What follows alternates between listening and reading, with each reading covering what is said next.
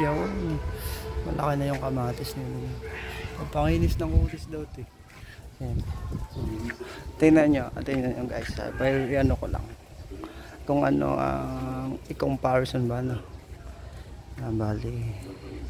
Ito, lagyan nyo lang ng foam sa ilalim no. Kung tamad kayo o nagtatrabaho, di ba? Kahit tamad o nagtatrabaho, basta meron lang siyang tubig sa ilalim. May foam siya, may plastic ko. Ayan yung plastic. Yan. Mas mataba siya. Mas maganda yung niya, dahon kaysa dito.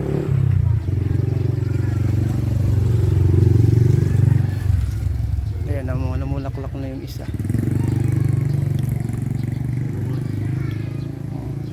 Bali kung ano lang gawin nyo, diba? Kung anong purimpo kasi yan rin ang ko.